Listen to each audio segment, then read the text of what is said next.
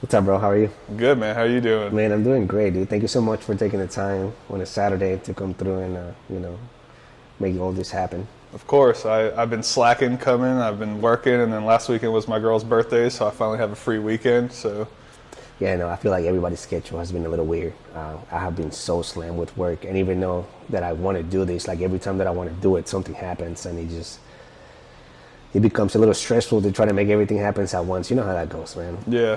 Yeah, dude. Let's dive straight into it. So, you're a drifter. You've been doing that for a whole bunch of years now, right? That's one of those sports that you've been following. At what age did you start doing drifting? So actually, like track drifting, I was right around 19, 20 years old. Straight out of high school, basically. Yeah, pretty much. But before that, there was a bunch of stuff that I would do that wasn't, track related. So, Gotcha. that I don't condone anymore. Back in the day, we only had one track within 5-6 hour drives, so you kind of had to do what you had to do.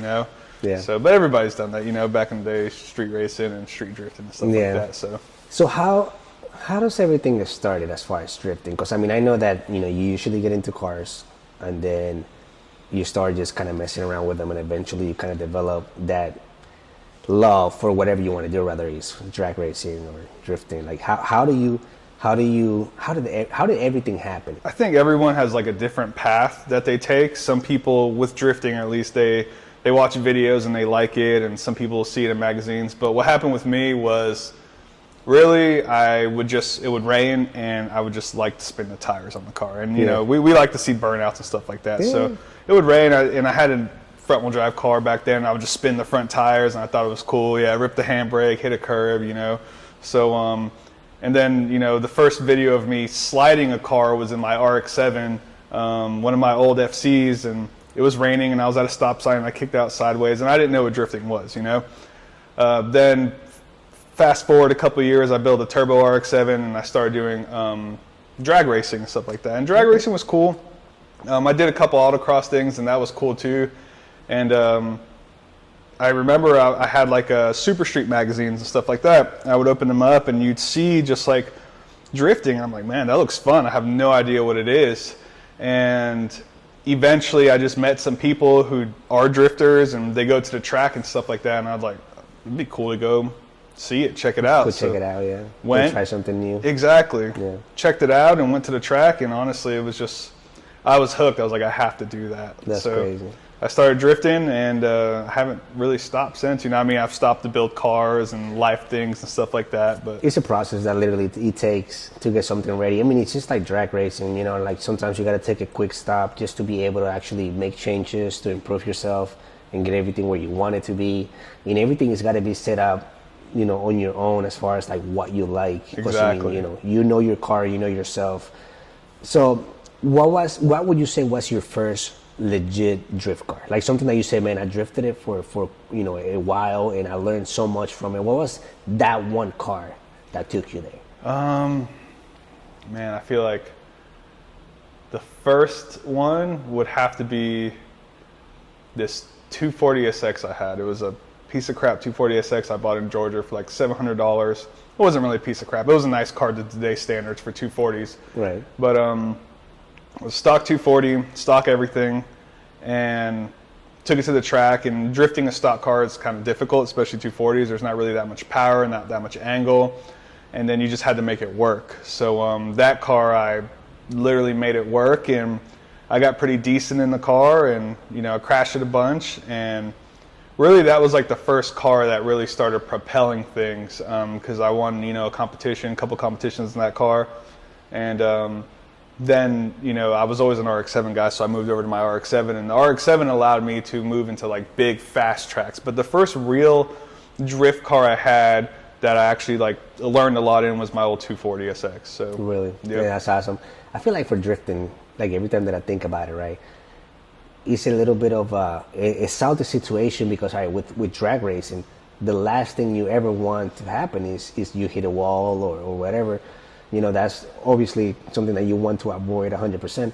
But with drifting, it's almost like you need to be okay with the fact that you're gonna hit some shit, you're going to hit a wall, you're going to hit another team member. Hopefully it won't happen, but you know that more than likely is something that is going to happen regardless. Yep. And it just, every time that I even think about, it's just like, man, like, that's risky, bro. Because I feel like if you get a nice paint job, if you get a nice wrap, if you get a nice setup, and you make it out there with your brand new car, chances are that there's no guarantee. You might get hit by somebody, you might hit somebody, you might hit a wall. So it's always like, oh God, I feel like anything can happen, and it's just such a risky sport. But I love it. I watch it at night sometimes, man, and it's almost like a out of control dance. Yeah. I always look at it like that. And there's some guys out here that are just killing it. I mean, it's insane. I mean, it's kind of like, in an aspect, drifting is really, if you look at like traditional sports, for like the aggressive side of sports, it's almost like hockey, which is a contact sport, or football. So, you know, if you're playing football, you're going to have to expect that you're going to get tackled eventually. You could be the fastest guy out there, but somebody's going to tackle you eventually. That's a good comparison. It makes a lot of sense. Same thing with hockey, you know. So, I mean, hockey's dudes just brawl out there. They get rammed up against the wall. So missing some teeth. Yeah, exactly. Yeah. So, and then you have other sports like golf. That's never going to happen, you know. Yeah. But I think most of motorsports is really extreme sports, like drag racing. Like, something eventually is going to happen, and it might not be your fault, you know. Somebody might slick down the track, you might blow a tire, you might lose a wheel bearing, you know. Yeah, you never know. Yeah, you're 100% right. I mean, things are just going to happen regardless. I feel like both of those sports are something that you can expect random shit to just happen, being that everything is being pushed to the extreme. You know what I'm saying? So, all right, so if we take it back for a little while, when I met you, I had just moved to Charleston. I've been racing cars for quite a while now, and I was building a Honda CRX at the time. And I didn't even realize that there was a shop close to where I was working that was called Old JDM. Yep. And it was a great shop. I remember going in there for the first time, and it was pretty unique because there was just JDM steering wheels. I mean, it was literally JDM shit everywhere. And I loved it, dude. And so I feel like I met you through there, you know, and you, back then, you had that green RX-7. Yeah. And that thing was rad. I mean, I always liked it. It had the body kit. It was just the typical, I mean, it looked literally like a drift car. Yeah. I love that thing. And so I met you, and I know we kind of developed a friendship from that point on. Tell me a little bit about that car. Tell me a little bit about the background. How did you get it? And how do you get that car to the point to where it's something that you're drifting every other weekend? So ideally, I've always been an RX-7 guy. One of the first cars I ever bought was an RX-7. So transitioning from the 240, I was building the RX-7, and I had another shell that I had the LS and everything in, and it was just a lot, you know, and I didn't really have money, didn't have a good paying job. So back then, when Craigslist was big, I was always searching Craigslist.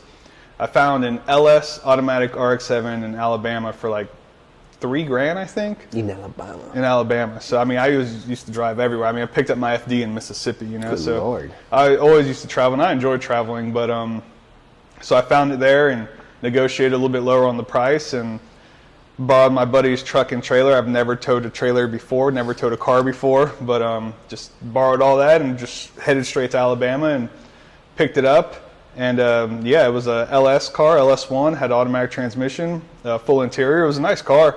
So I drove it around for a little bit, and, you know, I was like, I'm going to build like a nice street car, drift car, right? Mm-hmm. I always say that. And it pretty much, I put, you know, swapped it over to a manual because I had all that stuff already. Got sponsored by Tweak, so I put a whole harness and everything on that car, and then eventually I'm like, well, I need to have a roll cage now. So I stripped the interior, put a roll cage in it, and then it was just really, it was like, well, this is now a race car, you know, so you got to drive it now. So yeah, that's really how that car came to be. That car was so rad, dude. I mean, I remember watching videos and just seeing pictures, and I'm like, dude, it's so sick. And the whole entire it was like a wide body, right? Yeah, it was full wide body. Dude, it was so clean for what it was, too. And I remember that you had just gotten it painted. Yep. And then I want to say that you went to a few events, and then you ended up fucking hitting a wall, didn't you? So I just got the car painted, and there was an event that AutoZone was putting on up in Charlotte that they invited me to come out and drive. So, nice. and there was a bunch of pro drivers in there. And my RX-7 had a 5.3 in it, made like 298 horsepower. So we're at 300 horsepower, right? And these guys made like 600, 700, 800. So they invited me out there. I went out there and I was driving with these guys, and I had to put on a show because there was a crowd, and it was AutoZone was the one who sponsored the event. So I was chasing Jonathan. Do what? You got to do your thing. Yeah, you have to, So I was chasing Jonathan Aaron, who's a pro FD driver, and I was on his door, and his car is meant for the whole back end to sink into the wall, and he was, putting out so much smoke. So I was chasing him. He goes into the wall, and I'm following his line like I'm supposed to, which you have to be like a little further back. Mm-hmm. And I ended up putting my back into the wall, which ended up there. It's all still factory metal back there.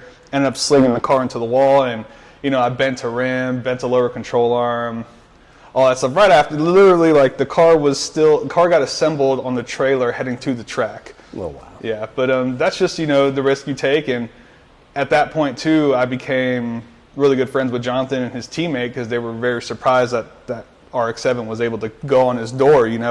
Unfortunately, my car wasn't set up like his, so if I had the whole back half that was cut and able to flex like a pro drift car, we'd be still going. Yeah. So, but that wasn't even the worst of it. We fixed the car, and the next day we were back out on track. So that's awesome. Yeah. So that's crazy. The fact that you can honestly fix all the mistakes and then go back and act like nothing ever happened. That's pretty cool.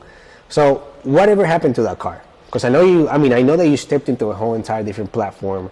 Whatever happened to that car? What made you literally said, you know what, this car is just going to be set on the side, and now we're going to step over to a new platform? So I had another RX-7 on the side, an FC that I was building as a pro car. Mm-hmm.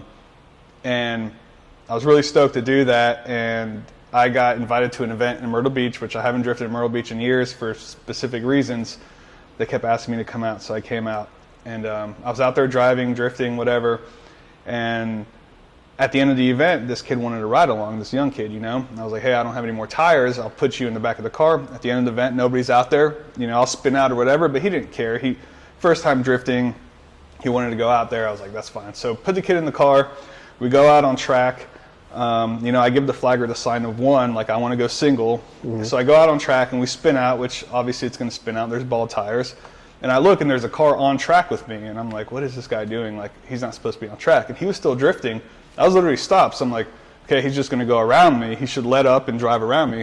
Well, the guy got to about, right at the end of the corner, he was sliding, slammed on the brakes and went right into my car on the side the kid was in. Wow. Yeah. Oh my God. Yeah. So he bent, the frame rail and everything like that, and caved the whole door into where the roll cage was, and pretty much destroyed my car. And, I was very angry. I got out, I tried to fight the guy and everything, and everybody was mad at me. And they're like, this is the risk you take when you're drifting. But in my defense, he wasn't supposed to be on track. Right. And, you had asked to be literally there by single, yourself. Exactly. That's crazy. Yeah, and,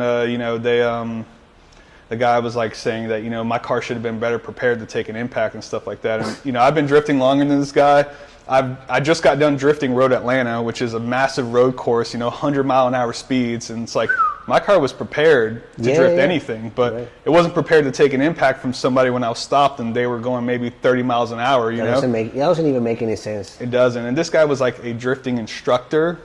Yeah, so, and his car was haggard. So I'm still upset, obviously, about it. I can see. I can see. So, all right. So, obviously, that was pretty much the end of that car. End of the car. All right. So, you put that car on the side, and then, I know it took you a while to figure out exactly what you wanted to do. Eventually you get a Corvette. Right? Yeah. That's the one that you have right now. Yep. I know you've been working on it for a minute. It has been giving you some headaches back and forth. I feel headaches. So you get a new motor in it after everything, because I know you blew the first motor that was in it, right? Well, the top end had issues, so I rebuilt the top end, and then I blew the fucking bottom. And then you blew the fucking nonstop. And then so now you got a crate motor, right?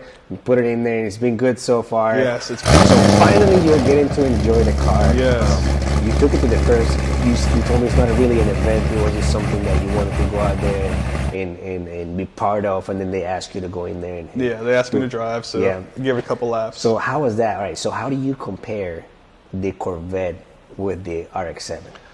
The Corvette is 1,000 times better. The Really? RX-7 was, a car made in 1988, and the Corvette was made in 2008. So there's a massive just jump there in difference of years, Right. And the RX-7 was never a good drift car. It had semi-trailing arm rear suspension, so it would tow a lot. It just did a lot of crazy stuff. The RX-7 was never a good drift car. You had to fight it, basically. Oh yeah, in order to be able to 100%. The car was just, it would actually shorten the wheelbase under load, so the dynamics would change, and then you let off, and it was just a lot, So getting into the Corvette, even though the car didn't even have an alignment, I just got aligned this weekend, and I realized some things were still off, like alignment-wise. Like I had a bunch of toe out in the rear, but regardless, the Corvette was just a night and day difference. Really? Yeah, the car had just so much forward drive, and it just felt so much smoother, because the RX-7, I had custom everything just to make it drift well, and then you go into Corvette and everything's pretty much factory to an extent. I've got cut knuckles and stuff, but I'm excited to drift it now with the new setup I have with the alignment. But it just felt so much better with AC. With AC. With AC. That's crazy, bro. I looked at the pictures that somebody had taken, and it was awesome. I was like, dude, I was so happy that you were able to get back, to what you really want to do. I feel like that's such an important feeling, whenever you see somebody that has been struggling to get back out there. And it's because I can relate. I've been building my car for quite a bit of time, and having to take breaks from it to be able to grow a business, and then having to put everything on the side and saying, all right, eventually I will come back to it. So being able to see someone that has been fighting through it and then go and actually get what they want to get is an amazing feeling. Like I can honestly share that thought and share that feeling that it makes you feel good. So what's your plan with the Corvette at this point? Well, my plan with the Corvette was the same plan I had with the RX-7. I wanted a street car drift car, but that's not going to happen. I'm going to put a roll cage in it. And Lord. It's just going to snowball. Oh, my God. But, I've always used to be like I would run comps, and I would do very well in comps, but I always used to just drift for fun. But I think the older I got, the more I matured, and the more I haven't been in the car, the more I've been wanting to run competitions and actually take a shot at going pro, regardless of, what people think about it, and people think it's like a bad idea because you won't make any money. I just want to do it just, when I'm 80 years old, I'm going to be like, you see this picture? This was me back then. I was a pro drifter. Yeah, so right. That's really what I want to get to. So I want to put a roll cage in the car, and I want to start running some competitions in it. I'm still going to leave the AC in it. I still want to make it a cool street car. You look at these GT3 Porsches and stuff like that. They still have AC. They still have interior. They have full roll cage in it, and they go out there and they race and they win comps. And I kind of want to build a car like that in the drifting world, because I don't see why you can't have a drift car like that. Yeah. So yeah, it's more added weight and stuff like that, but I just think it's a different style too, So you can work around stuff like that. Yeah, exactly. You can always make things like that happen. That's awesome, bro. Well, I don't really know much about drifting, but it seems like everything works really smooth. I feel like you already know the car, even know that this is that first event that you actually go out and say, hey man, I'm gonna rip it, and so far it's working out great. So I wish you nothing but the best. Thank you so much for being here. I love the fact that we can communicate and actually express ourselves and express some knowledge to the people that are maybe just now getting started. The guys that are, wanting to get into the sport, but they have no idea what to look into, what to look for. And this is a great opportunity for them to be able to know the basics on how someone gets started, how to, and understand that it's a process. It's not something that is an overnight thing. Nope. You got to just keep going at it. You got to be dedicated to the sport and keep you got to pushing grind. forward. My whole life revolves around drifting. The house I bought, the work schedule at the job I work, just everything revolves around it. Even though I haven't really been drifting much, the truck I bought, everything, my whole life revolves around it, so it makes me able to do that. Exactly. So. Yeah. Well, dude, thank you so much for being here. Of course, man. I appreciate it, bro. Appreciate you too, man. Yeah, man.